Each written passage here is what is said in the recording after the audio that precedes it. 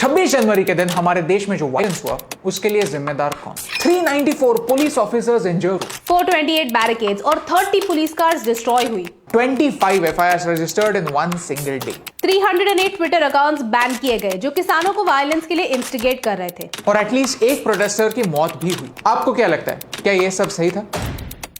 भाई हम तो कंफ्यूज है क्योंकि विश्वास नहीं होगा, लेकिन कुछ लोग इस इंसिडेंट्स को भी डिफेंड करें। सही क्या और गलत क्या, इसका डिसीजन अगर आपने पहले ही ले लिया है तो इस वीडियो को स्किप कर दीजिए, ये वीडियो आपके लिए नहीं। लेकिन अगर आप फैक्ट्स को समझकर सही क्या और गलत क्या इसका डिसीजन लेने वाले हैं तो इस वीडियो को एंड तक जरूर देखिए। इस वीडियो पर एक भी ऐड नहीं होगी क्योंकि हम सच में मानते हैं कि जो हुआ वो देश की इंसल्ट थी, और देश की इंसल्ट दिखाकर पैसे कमाने वाले हम लोग नहीं। इस वीडियो में हम 3 बातों पर फोकस करेंगे। ट्रैक्टर रैली में किन चीजों के लिए परमिशन दी थी, दोनों तरफ से गलतियां कहां पर हुई, और एंड रिजल्ट क्या था। फार्म बिल सही है या नहीं, इस चीज के बारे में ये वीडियो है ही नहीं। 26 जनवरी को दिल्ली में जो हुआ उसी इंसिडेंट्स के बारे में ये वीडियो है। अगर आपको हमारी बातों में सेंस लगता है तो इन्हें ज्यादा से ज्यादा लोगों तक पहुंचाने में हमारी हेल्प कीजिए। पार्ट 1, रैली के लिए कंडीशंस क्या थे? 26 जनवरी भारत का रिपब्लिक डे। जब किसानों ने उसी दिन प्रोटेस्ट करनी चाहिए तब उन्हें पुलिस ने कहा कि उस दिन सिक्योरिटी प्रोवाइड करना मुश्किल होगा, तो आप किसी और दिन प्लान करें। लेकिन जब किसानों ने इंसिस्ट किया तब 26 जनवरी को ट्रैक्टर रैली की परमिशन दी गई। पहले पुलिस ने कुंडली मनेसर पलवल एक्सप्रेसवे पर प्रोटेस्ट करने की परमिशन दी थी और ये प्रॉमिस भी किया था कि पुलिस प्रोटेक्शन, ट्रैफिक मैनेजमेंट और मीडिया कवरेज में भी हेल्प करेगी, लेकिन ये रूट भी रिजेक्ट हुआ था। फाइनली ये रूट डिसाइड हुआ, लेकिन सारे किसान यूनियंस को ये रूट मंजूर नहीं था। संयुक्त किसान मोर्चा, जो फार्मर्स प्रोटेस्ट के one of the leading groups में से एक है, उन्हें ये रूट मंजूर था। वेयरएज बाकी कुछ ऑर्गेनाइजेशन सिर्फ आउटस्कर्ट्स में नहीं, दिल्ली के अंदर भी आना चाहते थे। लेकिन दिल्ली पुलिस का स्टैंड क्लियर था कि जो रूट डिसाइड हुआ है वही रूट फार्मर्स को ऑफर किया जा सकता है। और अगर इतने इंपॉर्टेंट दिन पर इतने बड़े लेवल पर एक प्रोटेस्ट हो रही है तो कुछ एक्स्ट्रा प्रिकॉशंस लेने की दोनों को जरूरत है, पुलिस को और प्रोटेस्टर्स को भी। पुलिस और किसानों ने 36 कंडीशंस पर म्यूचुअली अग्री किया था। ये रूल्स आप यहां पर पढ़ सकते हैं, और इनमें से कुछ रूल्स ये: कोई भी किसान वेपन्स, तलवार या स्पीयर्स कैरी नहीं करेगा, मॉडिफाइड ट्रैक्टर्स का यूज नहीं होगा,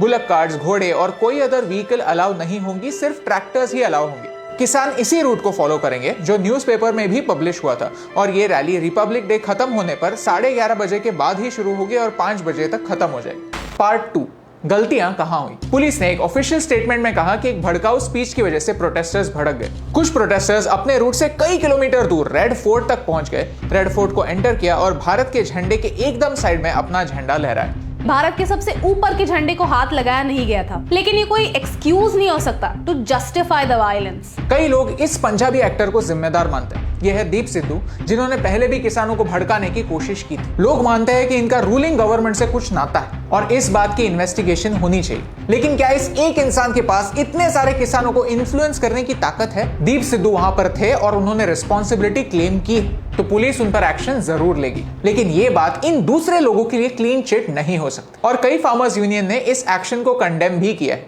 जिन्होंने इसे कंडेम किया है उन्हें थैंक यू। लेकिन हमारे कुछ सवाल हैं। कई प्रोटेस्टर्स कहते हैं कि वो रूट के बारे में कंफ्यूज थे, बल्कि जो रूट डिसाइड हुआ था वो एक दिन पहले न्यूज़पेपर्स में भी पब्लिश हो गया था। रूट को छोड़कर सिटी के अंदर जाना ब्रीच ऑफ एनओसी है, तो ये रिस्पॉन्सिबिलिटी कौन लेगा? कुछ लीडर्स कहते हैं कि 99.9% किसान पीसफुल थे।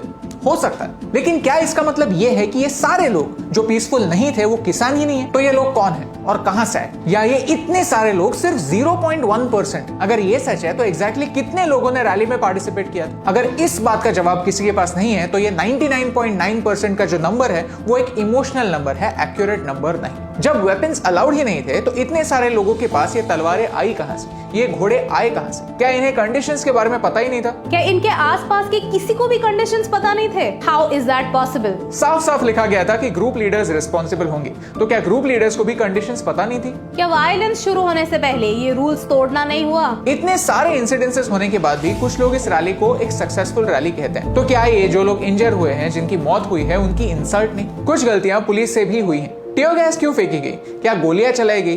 पहला वार किसने किया? कुछ प्रोटेस्टर्स कहते हैं कि रेड फोर्ट पर इतने इजीली जाने दिया नहीं जाता, तो क्या इन सारे लोगों को अंदर छोड़ना पुलिस की चाल थी? Was it a trap for the aggressive elements of the protest? इन सारी बातों पर इन्वेस्टिगेशन होना चाहिए। आपको क्या लगता है कि इसकी रिस्पॉन्सिबिलिटी किसे लेनी चाहिए? Tell us in the comments below। हमें यह समझने की जरूरत है कि एक ही समय पर लाखों लोग रैली में पार्टिसिपेट कर रहे थे और लोगों के एक्सपीरियंसेस अलग अलग हो सकते हैं, तो एक एब्सोल्यूट ट्रूथ हमें बाद में ही पता चलेगा। लेकिन सच तो यह है कि हमें अननेसेसरी वायलेंस को जस्टिफाई करना बंद करना होगा, भले वो किसी से भी हो, पुलिस से या प्रोटेस्टर्स। और इस पूरे मैटर के बाद किसानों के लीडर्स ने एक अच्छा काम जरूर किया। 1 फरवरी को जब बजट प्रेजेंट होने वाला है, किसान पार्लियामेंट के बाहर प्रोटेस्ट की प्लानिंग कर रहे थे। 6 फॉर जस्टिस नाम के एक टेरर ग्रुप ने पार्लियामेंट के बाहर झंडा लहराने के लिए $3.5 लाख US का प्राइस अनाउंस किया है। ये मार्च किसानों ने पोस्टपोन किया, जो एक सेंसिबल एक्शन है, और इस सेंसिबल एक्शन के लिए हम उन्हें थैंक यू कहते हैं। वैसे ही जिन फार्मर्स ने रूट को फॉलो किया, वायलेंस में बिल्कुल पार्ट नहीं लिया, लोगों की मदद की और कॉप्स को प्रोटेक्ट किया, उन्हें भी थैंक यू। ਜਿਹੜਾ रूट सानू दिल्ली पुलिस ते किसान आगुआं दे सहयोग दे नाल रूट बनया है, उसे रूट ते चलना है। पार्ट 3, इस वायलेंस से मिला क्या? सी, हमारा प्रिंसिपल सिंपल, पब्लिक प्रॉपर्टी को जब डैमेज होता है तो देश की सबसे इंपॉर्टेंट माइनॉरिटी पर डायरेक्ट अटैक होता है, और ये माइनॉरिटी है टैक्स पेयर, जिन लोगों ने प्री डिसाइडेड रूट छोड़कर सिटी के अंदर घुसकर हल्ला मचाया, नुकसान किया और रेड फोर्ट पर चढ़कर अपना झंडा लहराया। वो हमारे लिए क्रिमिनल है, ट्रबल मेकर, और उन्हें आइडेंटिफाई करके उन्हें सजा मिलनी ही चाहिए। वैसे ही जहाँ कई टीयर गैस यूज हुए, वहाँ क्या पुलिस के पास टीयर गैस और लाठियां यूज करने की सही वजह थी? इस बात पर भी इन्वेस्टिगेशन होने की जरूरत है। डिफरेंसेस एक तरफ, प्रॉब्लम्स एक तरफ, कंसर्न्स एक तरफ और लॉ एंड ऑर्डर को तोड़ना एक तरफ। इस बात में कोई कंफ्यूजन नहीं है कि वायलेंस से कुछ भी अचीव नहीं होता। जो लोग इन ट्रबल मेकर्स को डिफेंड कर रहे हैं, उन्हें ये बात समझने की जरूरत है कि इनकी वजह से उनके कॉज को फायदा नहीं, नुकसान ही हुआ है। ट्रबल मेकर का कोई धर्म, कोई जात, कोई प्रोफेशन नहीं होता। उनकी गलत सोच ही उनकी आइडेंटिटी होती है, क्योंकि जब हम कुछ गलत लोगों की वजह से पूरी कम्युनिटी को गलत समझने लगते हैं, तब हम हमारे पूरे देश को छोटे छोटे टुकड़ों में बांट देते हैं। हमारे देश के एक ऑनेस्ट किसान पर लगा हुआ एक गलत लेबल भी पूरे देश के लिए कलंक है।